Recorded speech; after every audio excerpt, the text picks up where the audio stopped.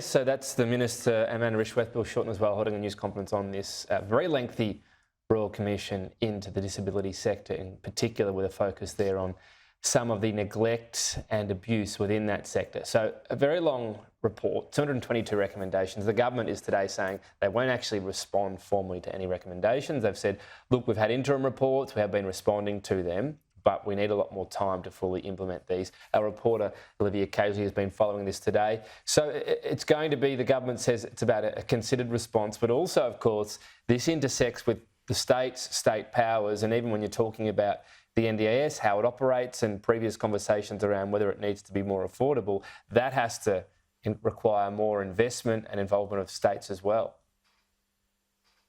Absolutely. So this inquiry's really ventilated some horrific stories of abuse within the disability sector, and it's clear that things need to be changed. More money needs to be put into certain areas, and there needs to be sort of a major shake-up more generally to try and improve outcomes for disabled Australians. Now, I thought it was pretty interesting when Amanda Rishworth was speaking very passionately about some of these horrific stories of abuse, but she said that while the government will be establishing this task force to basically roll out and implement some of the recommendations once the government agrees on it, she says that the states have a role to play as well. Now, as we know, when the NDIS was first established, it was a 50-50 split when it comes to funding between the states and territories and the Commonwealth, but that has blown out over time, and now the federal government is paying for around 62%, and that's only going to continue into the future. When it comes to funding more generally, we know that the NDIS is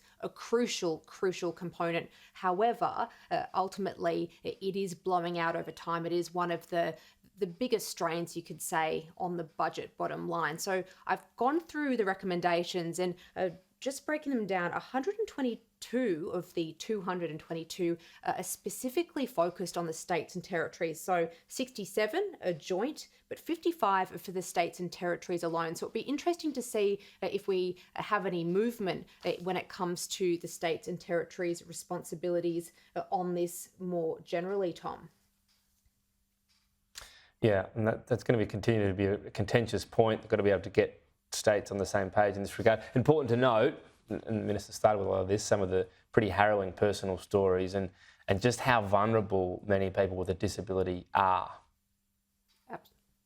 Absolutely. And I think one of the interesting sort of philosophical questions posed by this inquiry today was improving inclusion of disabled Australians within broader society and reducing segregation. And that led to some splits among the commissioners on some key issues. So as we were speaking about a little earlier this hour, Tom, for example, on education, and there was a split on whether a special school should be phased out. So that was a 50-50 split among the commissioners. There's also a question over group homes as well. So ultimately, as I said, huge stories and harrowing stories of abuse within this community and among the sectors. So there's a big drive, and you can see just how passionate those ministers are about improving outcomes.